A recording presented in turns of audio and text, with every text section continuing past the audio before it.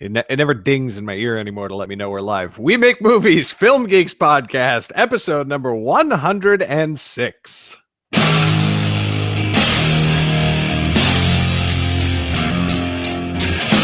Welcome to the We Make Movies podcast, making the world a better place, one film at a time.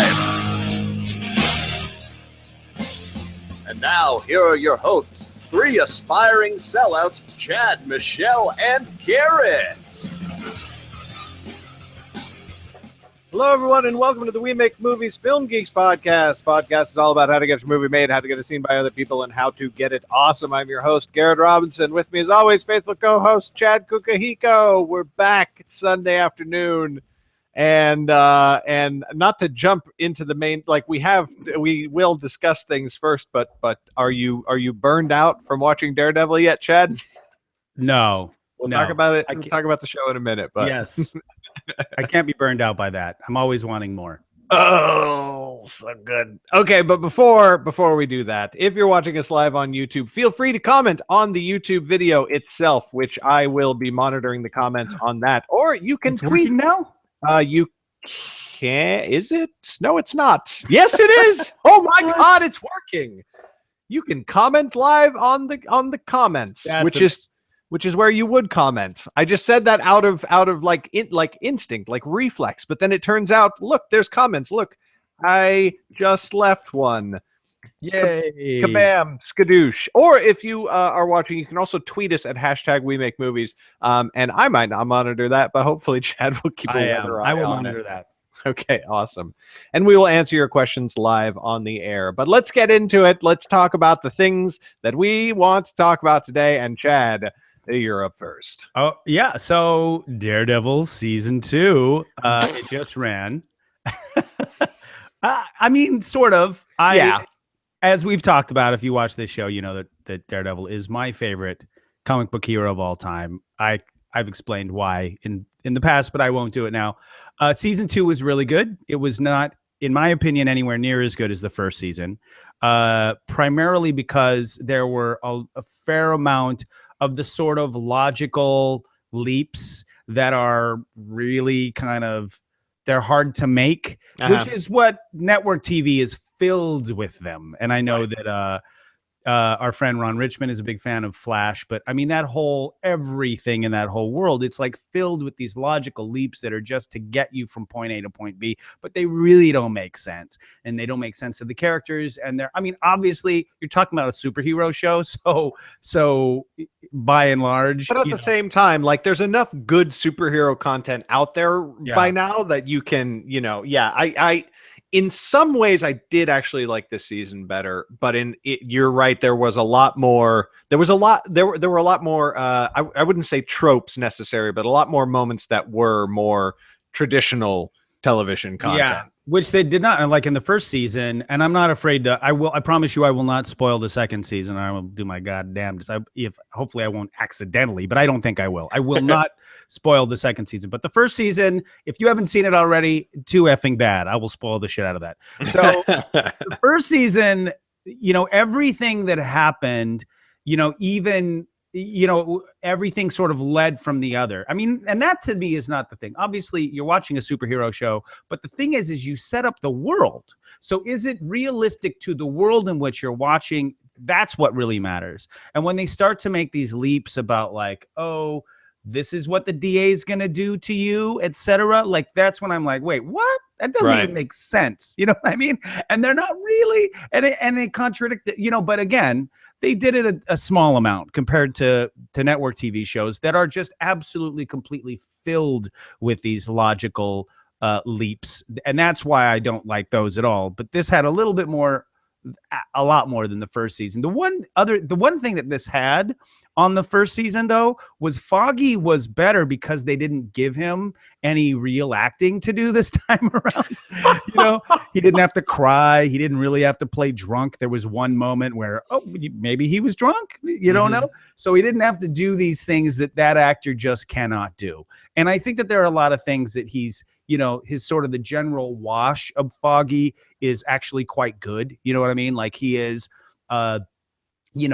this guy who's not really, doesn't have it all together, and yet he somehow gets it together at the last minute kind of guy, like, but just by the, seat of his pants. He does that well, and he kind of mocks Matthew well. You know what I mean? Like, there's these things that are Foggy Nelson that he does really well. And this season, thank God they didn't give him a scene where he had to cry or play anything other than like angry. He's fine angry. He's okay. He's he's great pathetic. Anyway, I thought he was better this season. And then now this isn't a spoiler because it's in the trailer and everything.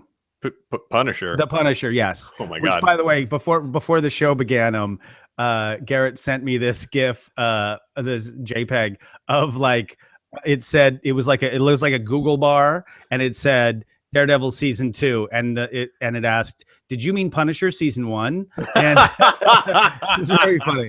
And if you've seen season 2 already, you'll understand the joke. But Punisher was by far the best sort of, what's the word, instance of the Punisher. They've tried multiple movies, portrayal, everything about it, just fantastic. So, and exactly what you want it to be. Again, I'm not going to give you any spoilers, but you're going to be like, is he doing the right thing? I don't know if he is or not. You know what I mean? And so, really well played. Like, he played it. He played the shit out of it. So well played. Yeah. So well played. John Bernthal, perfectly cast. To me, the first is about the writing. Like, that's why I say that this was not as good as the first season, because the writing was just better the first season than it is this time around. But in a lot of other ways, and there's some amazing filmmaking. There are some tender moments and some like sweet and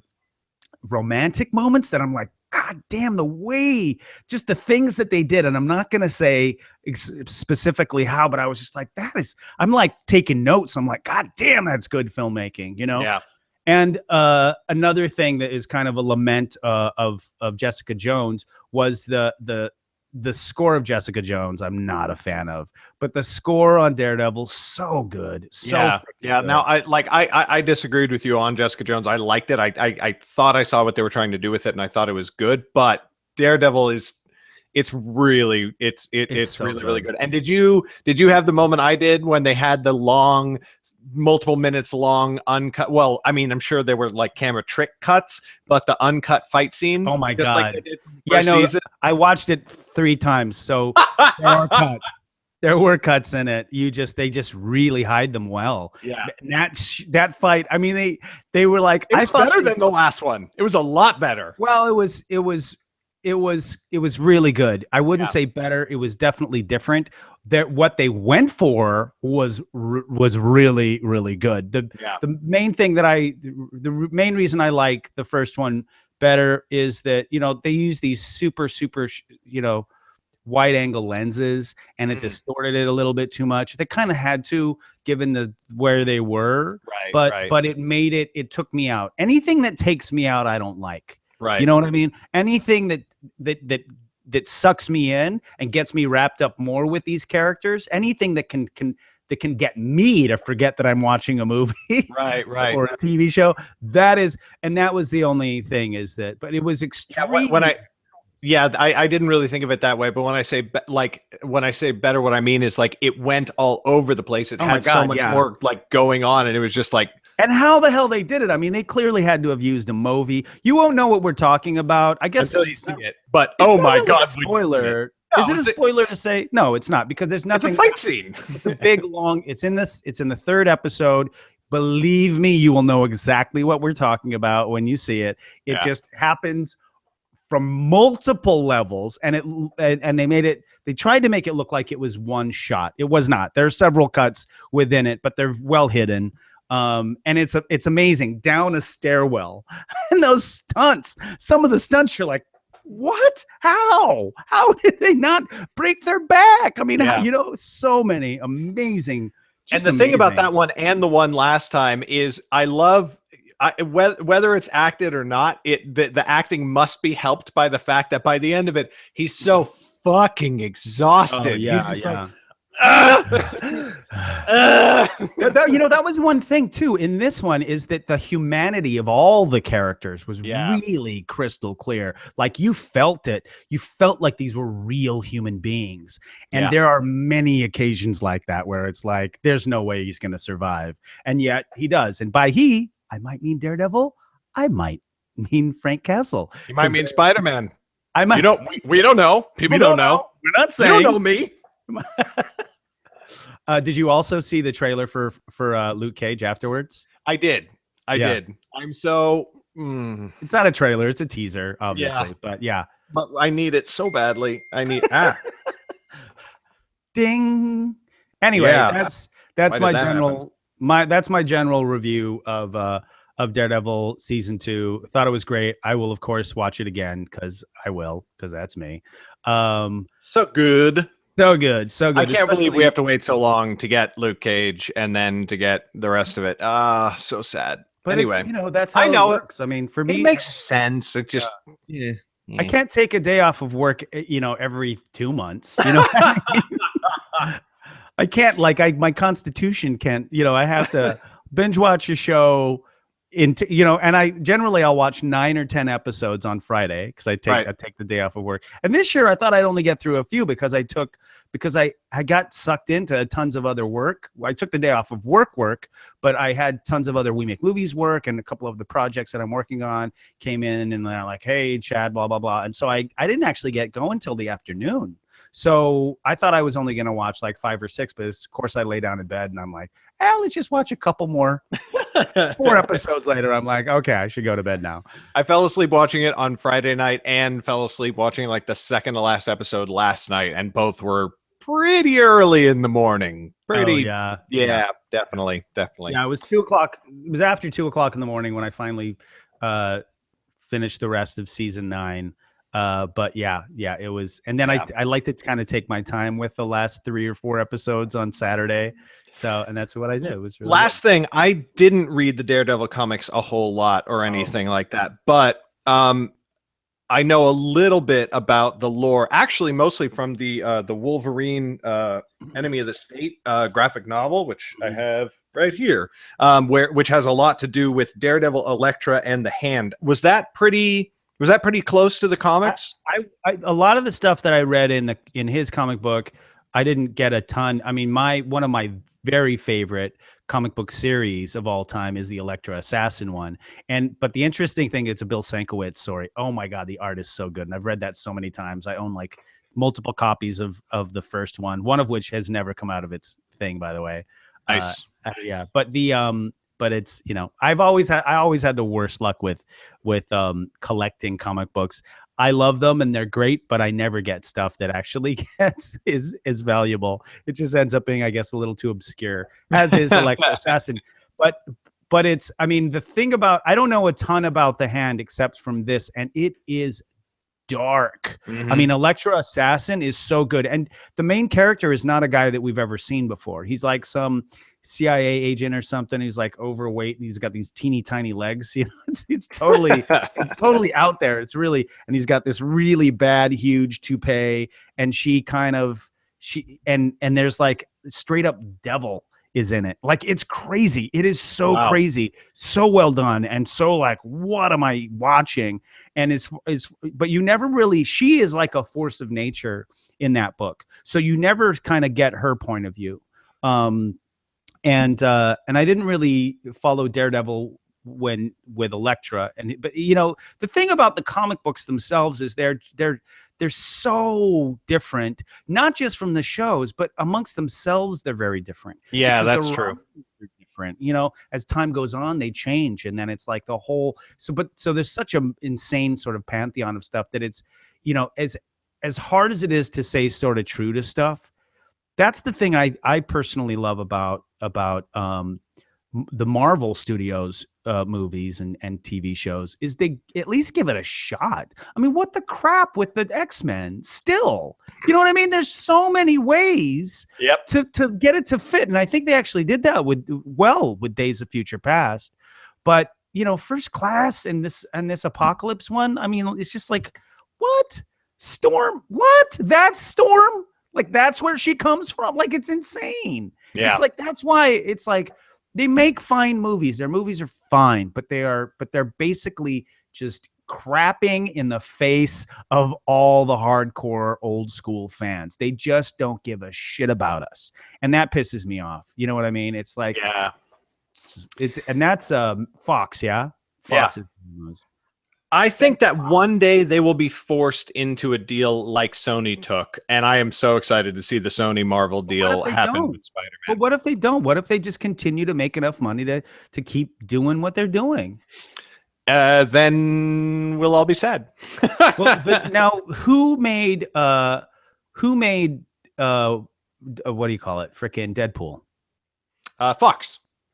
See, that they did. That they did. But see, the thing is on that one, like Ryan Reynolds was half the reason. Like he's on record a lot saying like he read Deadpool, a while ago, 10 years ago, something like that, and Deadpool said something like, he made Deadpool made a Ryan Reynolds joke, and Ryan Reynolds was like, and Ryan Reynolds was like, I want to play that guy. Yeah. And he was a producer on Deadpool. And I don't know if he was part of the reason that it had trouble being made in the first place, but when they released that test footage and they greenlit it again, he was like, okay, but I'm producing. And so like he was like, he's a Deadpool fan, so he made sure that it was a movie that Deadpool fans would like. And I just don't think Fox has nobody like that. Yeah.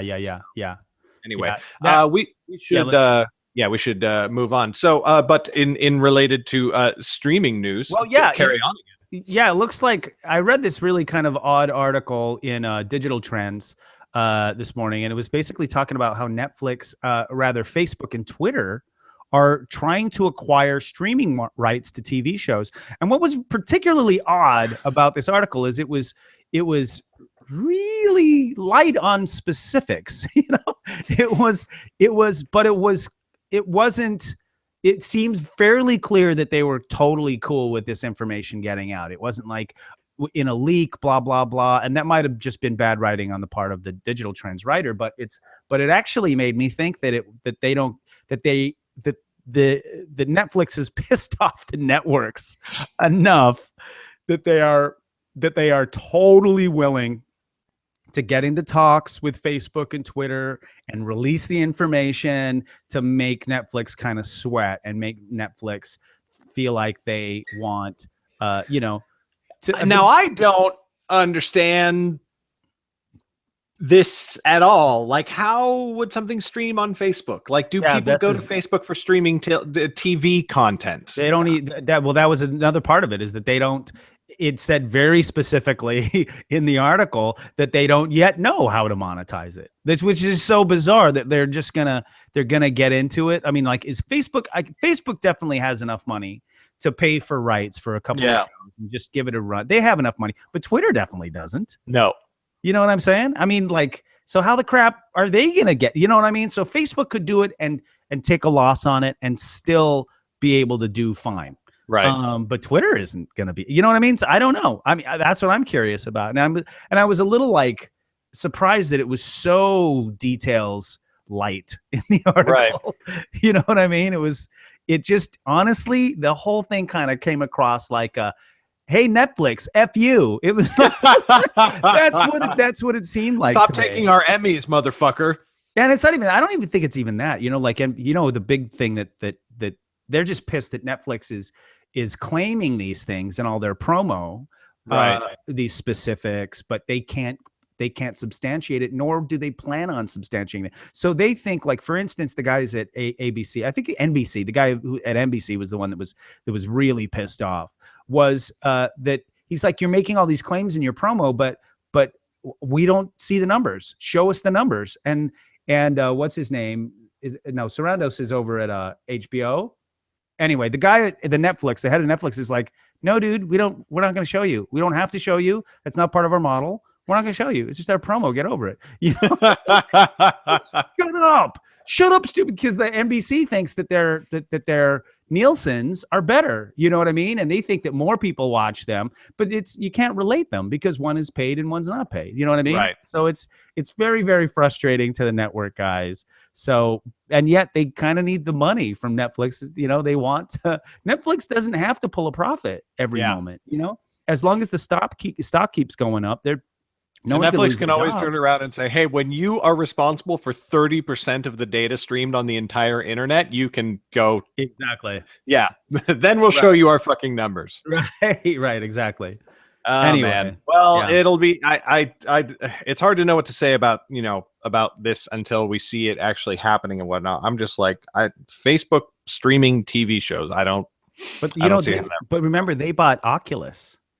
And how the crap are they going to, you know what I mean? They've done, by the way, I don't know if you've seen, but there are some really, really, really cool things. Like if you go to, especially on your phone, if you go to the Facebook page for Deadpool or for Zoolander 2, they have this super cool content that's fully VR. It's really, really cool. So they can do that, but they're a social network. I mean, I just don't know where it's like maybe they're trying to diversify. Maybe they're like, no, the Oculus doesn't integrate with Facebook. It's a separate thing. Yeah, maybe that is the case. I don't know. We'll see how it all shakes out. You know, what'd be really interesting is if they tried to come out with their own gaming console. That would be interesting, but I don't know. I don't think the Oculus into that. That would be smart. I think that they would. I don't know. I think it would be. I think that because they own Oculus. I mean, what the hell else is Oculus going to be used for if not video games? You know what I mean? And I think that already. I think that the Oculus should try to be something that integrates with all. That's a good point. Gaming thing, because like the gaming world already right now. I'm not saying that more consoles would necessarily be bad, but like right now. The game industry needs to figure out a bunch of shit because they have so many titles that are console exclusive for no real good reason. Like, okay, Microsoft developed Halo. Halo is a Microsoft exclusive title. That totally makes sense. Right. But then when you have a studio that develops like Assassin's Creed, and then they're like, this is going to be Xbox exclusive. It's like, why? You're the same studio that made that game for all consoles for the last 5 Assassin's Creeds, but Assassin's Creed 6 is going to only be available on the Xbox. And it's like, you're literally taking a couple $100 million from Xbox in order to make this exclusive. Like, that's all that's happening. And it's so you just answered your own question. That's why. No, exactly. But it's like, that's not there's no legitimate reason for it. And so, another console coming out in the market would, from a gamer's point of view, there's no legitimate, but from a businessman's point of view, there absolutely is a reason. That's a valid reason.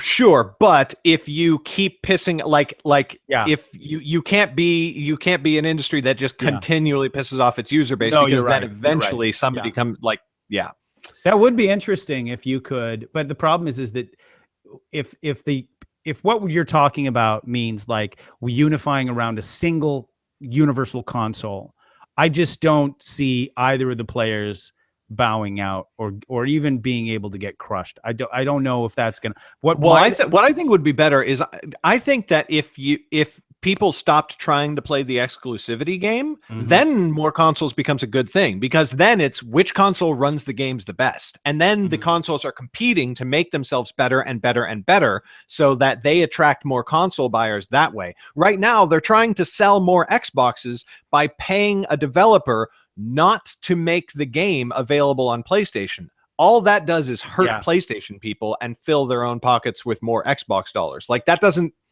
It just doesn't. No, that's a good point. I mean, like, if you could, it's very anti-consumer. Well, if you could become sort of the Netflix of this world, right? You know what I mean? What would that model look like? Well, I will eventually, one day.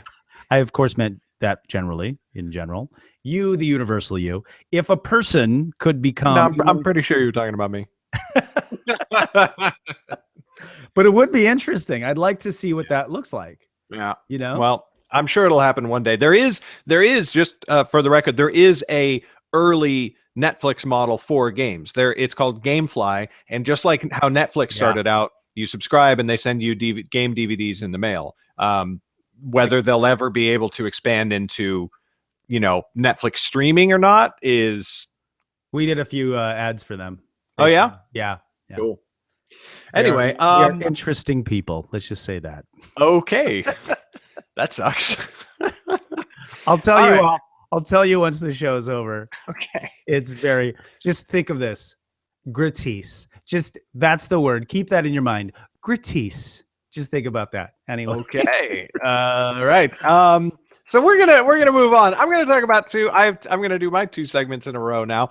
The first one is on 10 Cloverfield Lane. Came out a little over a week ago. We didn't discuss it last week. We did it, but I don't think so. No. No, we've talked about it before it came out. Oh, I thought okay, because I saw it and I saw it before the last show. I thought I put a little. Anyway. Oh, maybe you did. I don't know. Anyway, a little bit. Well, it's surprising me a lot. Now, I thought it would almost certainly be successful. First of all, not a very high bar to be successful because it was made for $5 million. So amazing. Right. And it's J.J. Abrams producing a movie starring John Goodman. So it's in the world of Cloverfield, which was a very popular movie. So those are three really big popular things to, try and like draw audiences in. So like you don't need to do that well to do pretty well. But I wasn't expecting how awesome the reaction was going to be. It's 90% on Rotten Tomatoes with critics and 84% with audiences, which is great. And on the Hollywood side of things, $5 million budget, and it's already made $26 million, which is like almost as much as the latest Divergent franchise film, which had a budget of more than $100 million. Hilarious. So like, I definitely don't want to be like, I don't want to be the clickbait article that says, will this become a new Hollywood trend? Because like, who the fuck knows, and how the fuck would I know better than anybody else? But I do want to say, wouldn't that be cool? What if, you take your big Hollywood successes and then the people involved, or maybe some other people, kind of take a little slice out of that universe and make a little follow-up film, or maybe a couple follow-up films, because they'll probably make more films like this. I think it would make sense. And just like a little slice of that bigger universe, not even related, because from what I've heard, I still haven't seen the movie yet, but from what I've heard, the events of Cloverfield either barely or don't at all feature into the story itself of 10 Cloverfield Lane. I have seen it, and you're right. And in fact, there's a little known, I think this is true, but this is what I've heard, is that the movie was actually already made before they came to JJ. It was really? already shot. And they were trying to figure out what to do with it. It was just basically sitting on the shelf. 10 Cloverfield Lane was not the name. It had nothing to do with the Cloverfield world at the time.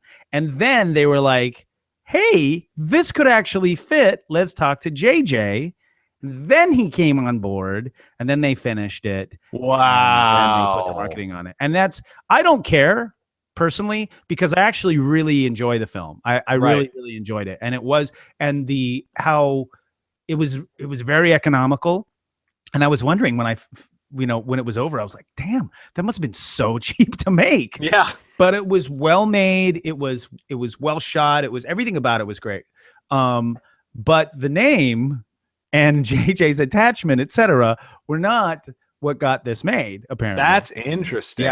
Yeah. But could it be in the future? Could they turn around and go, I don't know what a comparable example would be, but some big box office movie that's not necessarily a franchise all on its own, but just a story set in that world. And boy, that would just be cool. That would be really, really cool if they would start doing that. They are sort of doing that right now in the comic book worlds. You know what I mean? They are sort of doing that right now. And there are apparently there's sitcoms that are coming out that are based on Yes, dude, you should really. I'm giving another shout out to Ryan Thompson's podcast, because they go over all this stuff, and it's super, super geeky, very sort of news centric. These guys are really dialed into the. What's the name of the goddamn podcast? It's called Hollywood Picture News.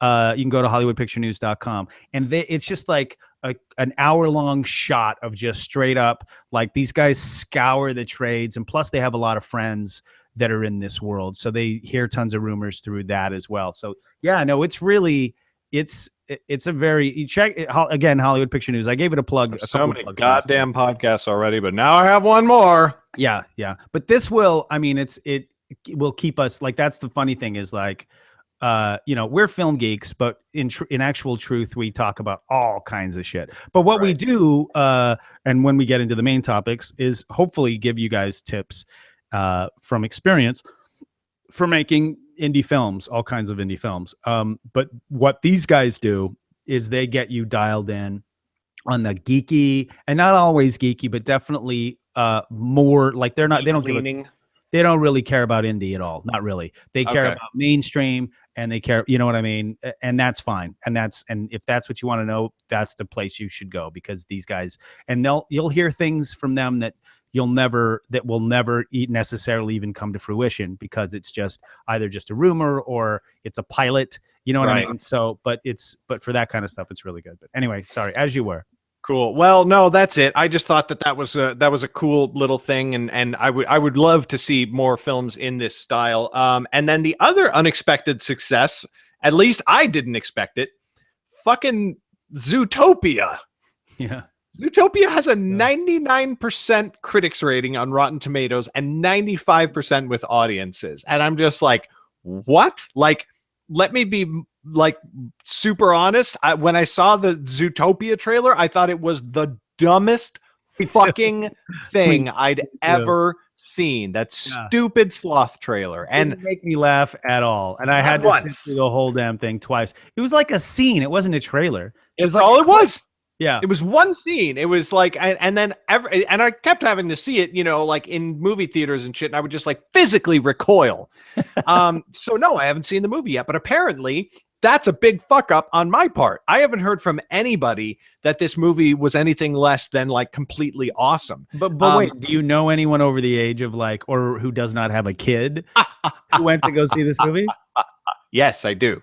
Okay. It's an animated film, and yes, it apparently is for kids, but like from what I've heard, it tackles a ton of... Hold on, let me back up. I didn't mean, do you know anybody? I meant who haven't seen this. Yeah, absolutely. Like, from what I've heard, it tackles a bunch of really, really serious issues like sexism, racial discrimination, racial profiling, police brutality, I guess.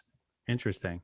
Which, like, I look at that trailer and I'm like, no, it doesn't. Like, I just want to say, no, it does not, because it can't. Because what? Yeah. But apparently it does. And and so I guess if you thought the sloth trailer was stupid, like I did, apparently you should still go see the movie, because apparently it's really like deep and important and meaningful and stuff. And I just don't understand.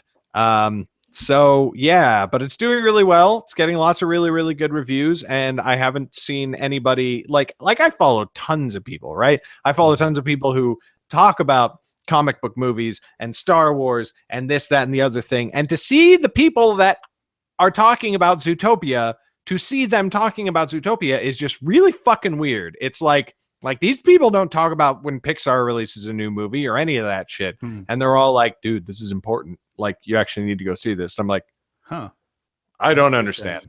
So anyway, weird box office things happening these days. The Wild fucking West, people. It's Wild fucking West.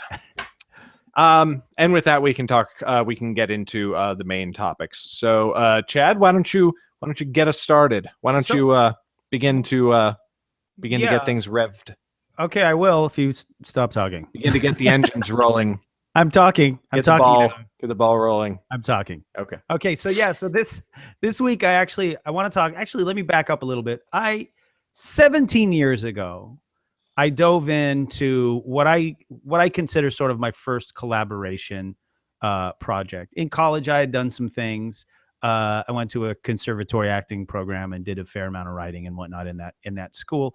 But I really didn't like write anything by myself with anybody else. So back in 1999, I started working with my buddy Kyle Puccia, and we wrote what ended up becoming a musical together. We brought it to the New York Fringe Festival. Long story. It was a lot of fun.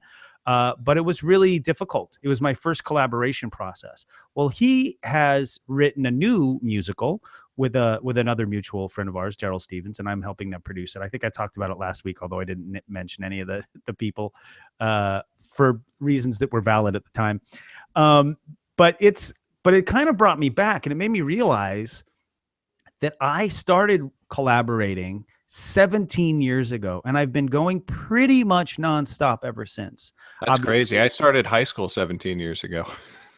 Did you? Yeah. I graduated.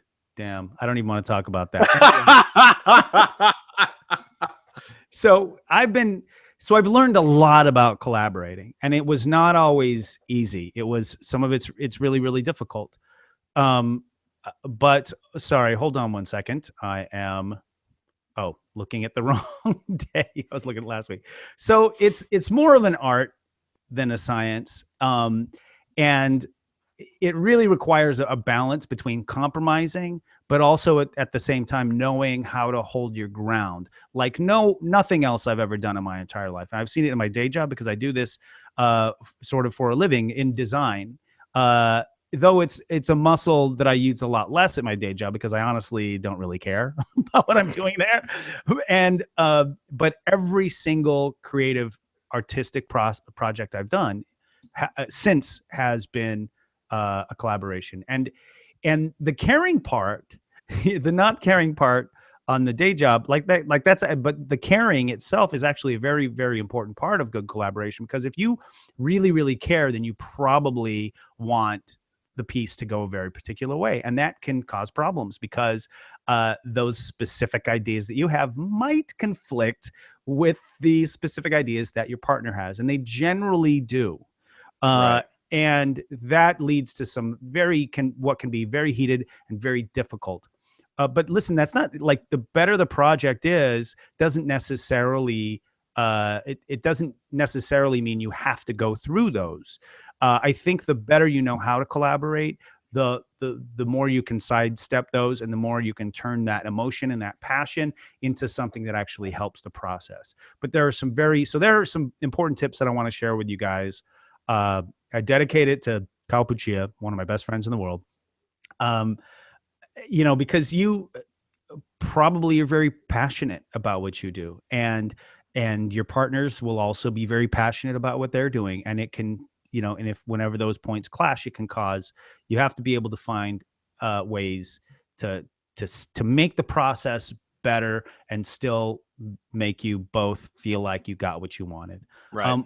When I first moved to New York City back in '94, before I get into sort of the details, I want to tell a little, for instance, I met this band summer of '94 when I moved there, and I absolutely loved them. They had a really awful name, which I will not mention because I don't necessarily want any of this to get back to them, but their music was amazing. I would go to every single gig of theirs, every single gig that I could, I would go to. And I don't do that. Like, I don't do that to anybody, but I would to these guys because they were so good. And I really want to know their name now.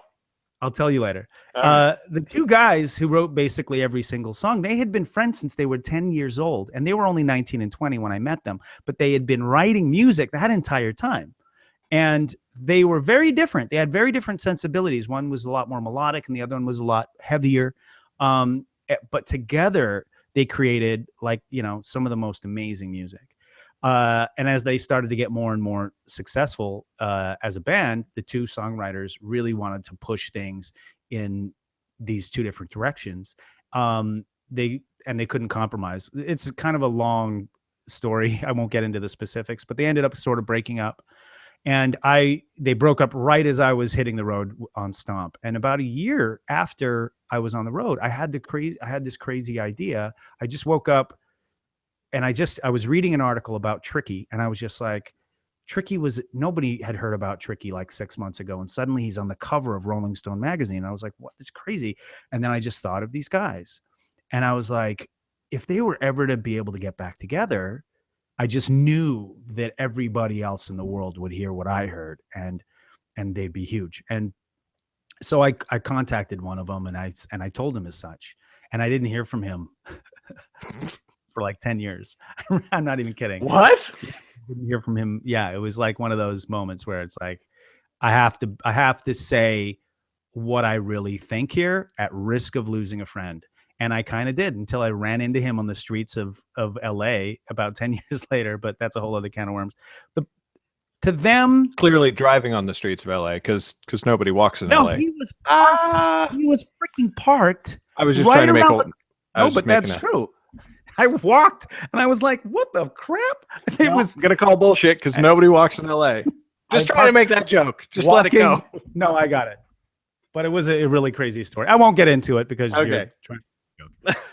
And Anyway, now I feel like I've derailed everything. I'll just shut up. To them, the collaboration process was obviously too hard, but it doesn't have to be like that.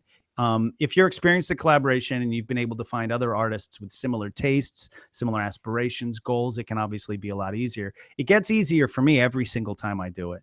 But that's, again, because I've learned some things about collaborating, and I'm obviously going to share those things. So here they are.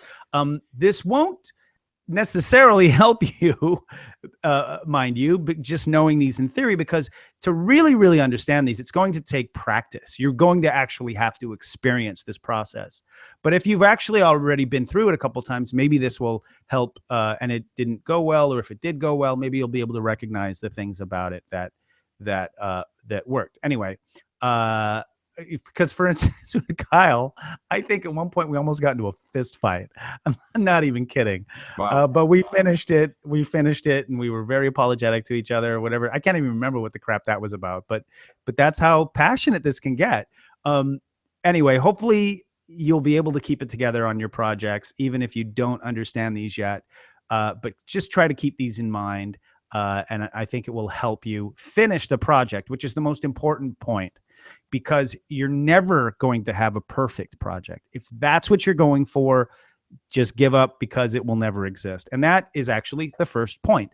Know when it is time to stop working on something. The fact is, like I said, there is no such thing as perfection. So just recognize that fact and deal with it. You're never going to get 100% exactly what you want. And it's not settling to get 95 or 98, God willing. That's really, honestly, the best case scenario, because as the great Leonardo da Vinci supposedly once said, art is never finished, only abandoned. So get it as good as you possibly can, and then know when it is time to move on. Another point is pick your battles when you're collaborating with someone, because just because you're never going to achieve perfection, that doesn't necessarily mean you should just give up and settle for whatever your partner wants. That's not helpful at all.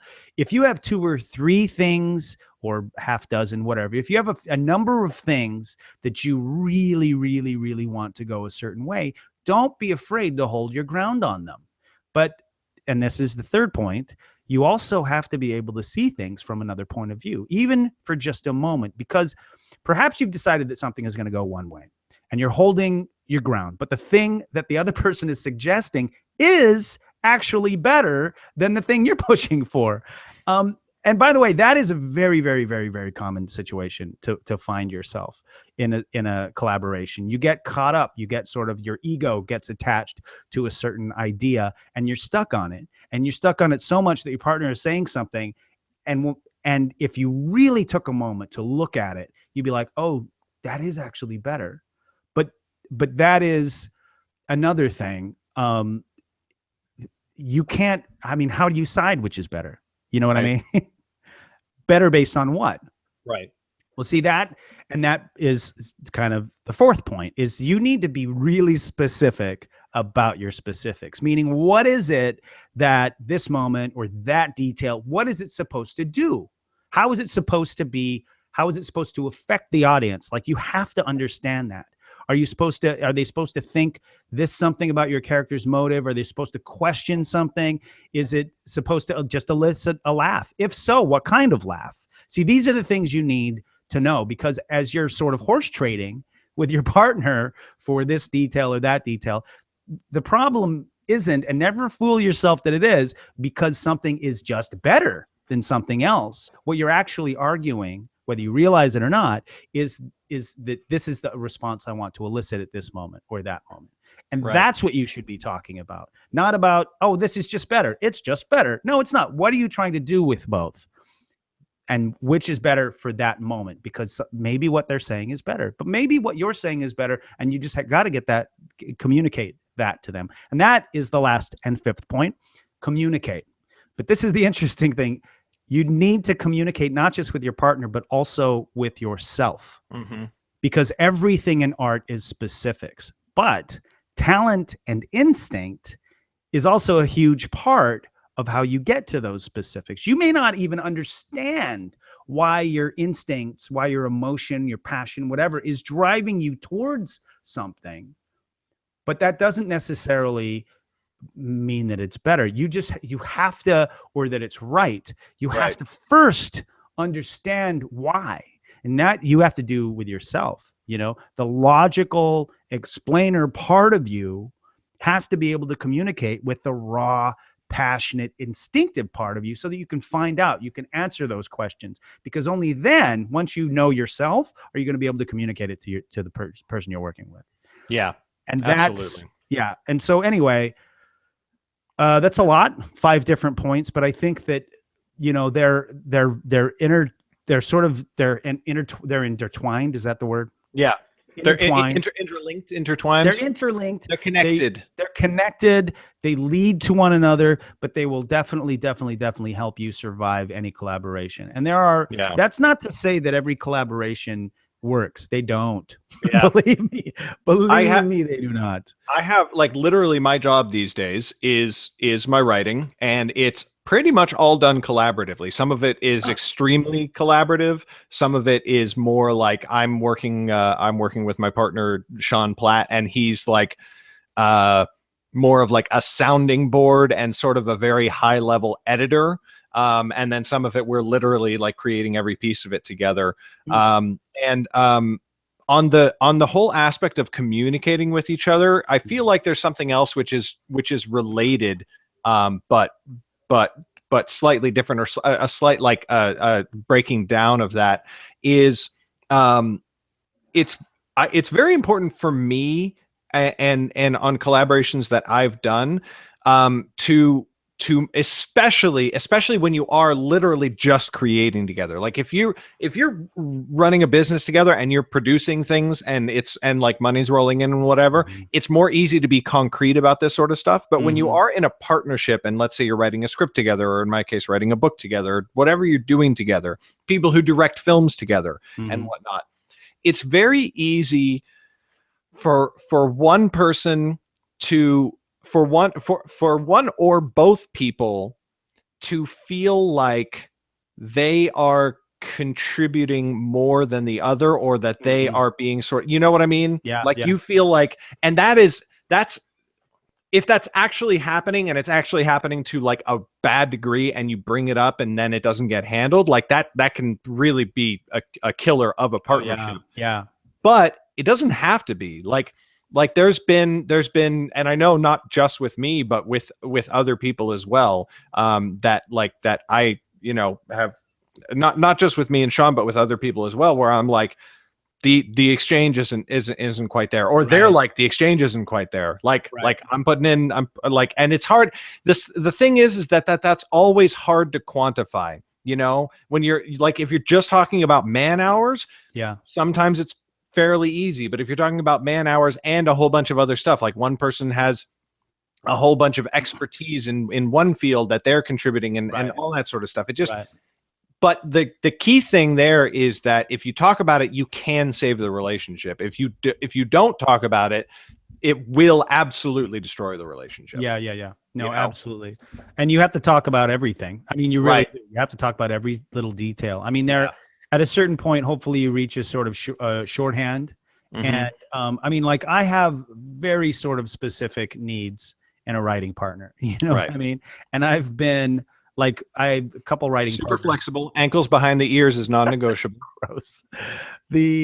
Like a couple writing partners ago, we had come to an agreement before we wrote a single word on paper, where we would split everything 50-50. And I think I've probably talked about this in the past. He's a good guy, and he's got some great ideas, but he didn't, at the end of the day, write a single word. Not a single word did he really write of the actual screenplay. And so as I'm finishing things and I'm finishing things and I'm finishing things and I'm doing, go ahead. Oh, no. Okay. No, never mind. I thought I misunderstood your go ahead.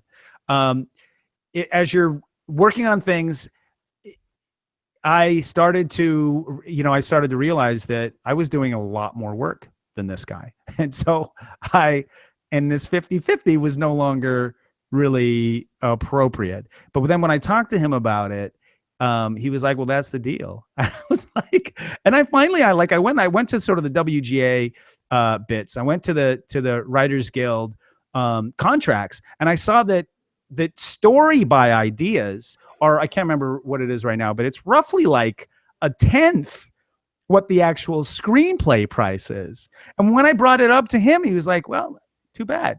I was like, what, and it was like, if he had any actual experience writing a screenplay, I think he would understand my point of view more. Right. But I think his belief clearly was that he was bringing the best ideas. Right. I mean, there's no other explanation for it. And that's just not. Whereas for like any real good working writer, ideas is definitely not ever a problem. No, it's always the execution. It's the execution. And that was the one thing that if you don't have the actual experience with that, you don't know, because the execution is everything. God is the details, Right. Anyway. And that's sort of related to one of the other big things that I wanted to bring up, which is that it doesn't work for every collaboration, but a lot of people try to directly collaborate where they and their partner work equally on every aspect of a project. But another type of collaboration that a lot of people actually don't even consider, and that's the only reason that I'm bringing it up. It sounds very obvious, but some people don't even think of this, is like specifically decide which one of you is going to do what. Because when I work on books with somebody, it's usually we have a meeting about the whole thing, and then they outline and I write the first draft and they edit one pass and they edit one pass. Like we don't both work on the outline extensively, then work on the first draft extensively, then it's divided up. And that's I bet that will probably work filmmaking wise for a lot of people. I worked on actually the first feature film that I ever worked on had two directors. And I was like, I'd never worked with two. I'd worked on a bunch of shorts up to that point. I'd never worked with two directors before. And I was sort of like, I don't even know how this is going to work. And I thought maybe one of them would direct some scenes and one would direct the other scenes and da-da-da-da. How it actually worked was, for the majority of the film, one of them directed the actors and one of them directed the crew, and they both talked with each other about both, but one of them was the guy who the actors spoke to and one of them was the guy who the crew spoke to. I mean, obviously the crew went through the first AD, et cetera, but you get what I mean. And then that's basically exactly what we tried to do when I worked with Art, is that I was the actor person and he was the crew person. It just didn't really, he wasn't really happy with it. So and like, again, that's not going to work for everyone. That would never work for me. I could never have that arrangement. Just wouldn't do it. I wouldn't even start that, because I'm like, no, sorry, because I liked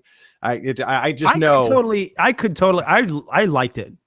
There were a lot of details about it that I didn't enjoy, just given the specific circumstances. Right. I don't need to get into, but it is something. It is actually, that is kind of the collaboration process I've been looking for a long time. But a lot of people say that's a DP. Yeah. Just direct. Yeah. And get a DP. And I think that's fair enough. But to be honest, I'm like, nowadays, I do like to direct little bits here and there, shorts, stuff like that. But also I think that's very dismissive. I think maybe that's true on some really low budget sets, but the DP should not be talking to art. They should not be talking to the art department or set design. You know what I mean? Maybe they talk to them about like, sorry, that material is too reflective, but like, they're not going to be, the DP is not going to be like, can we have more paintings of like her family in the background? Like, no, I mean, okay. No, I actually, as I said, that just thought of a scenario where the DP might actually, like advise on something like that, but it's so not, anyway.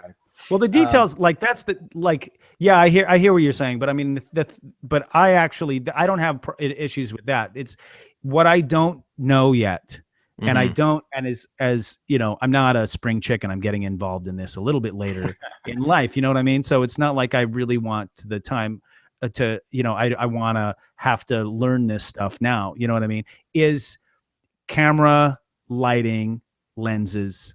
You know what I'm saying? Yeah. That to me is the stuff I don't really fully get. And that's the stuff that, like, if I found a really, really good DP that is at a very similar place in his career to me, and I mean, I may have found that guy, you know what I mean? I worked really well with this guy up in Reno. Great guy. And I can't wait to work with him again. Problem is he's in Reno. You know what I mean? And yeah, so we don't have a ton of opportunity to work together. We did work together on Tuesday morning, and I love what he did on Tuesday morning. Ryan Baker is his name. It was wonderful. I'm trying to remember the name of the Six Gun is his name of his production company, and I really liked working with him. But the part that I do that we did try to do that I do like is being able to work with somebody to storyboard, so I don't have to do all the storyboarding myself. Do you know what I'm saying? Like that's the kind of stuff that if I were able to find a good director who is tight with that kind of stuff, because that's very, very, very important, right, in any film, you know.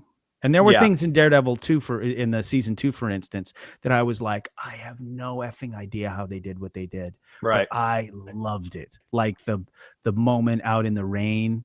You know the one I'm talking about with that one is I don't want to spoil anything, so I'm not going to say the name. But oh my God, that was just gorgeous, gorgeous. Anyway, is it about time? It's probably about that time. We're getting up on the time. I know we could probably, there's like a lot of topics we could talk about this forever, but we won't, because we respect people's time, and damn it, we respect our time. So we'll move towards the end of the show. First, we have the community news, of course. Whether you're watching us live on YouTube or listening on the audio feed after, we would appreciate it if you'd go to iTunes and give the show a little rating, little review, little tickle that 5-star that's 5-star rating there. It helps grow the community, helps other people find the show, rise us on the Amazon charts, iTunes charts. Sorry, my author is coming out.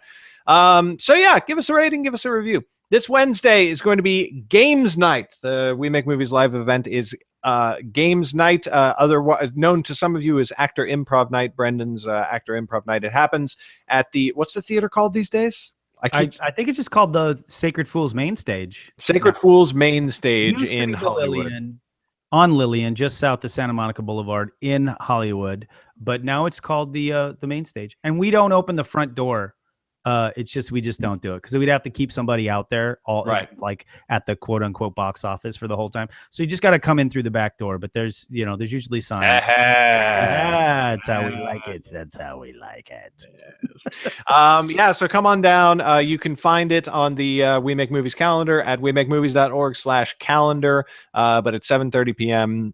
This Wednesday night. And finally, We Make Movies is the only filmmaking community in the world, so far as we know, that is supported entirely by its community, and that happens at patreon.com. Patreon is a crowdfunding website, kind of like Kickstarter or Indiegogo, except instead of a one-time crowdfunding push, it is a voluntary subscription to artists who do cool stuff, which your subscription lets them do stuff for people for free. And that's what's happening here. If you become a supporter of We Make Movies at patreon.com, you get all kinds of cool perks and bonuses of being a member and all that sort of stuff, and might get to produce your movies with us. And meanwhile, we get to keep putting on events and honing our craft, and you get to come hone your craft with us, and anybody can come and attend the events, which I think is just pretty freaking awesome. So check it out at patreon.com/WeMakeMovies or wemakemovies.org/Patreon. Either one works. They both take you to the same place. We end, as always, with things to know. And my thing to know, oh crap, I don't have it on my shelf, but my thing to know is I got one of my books in hardcover. 1 second. I'm getting it.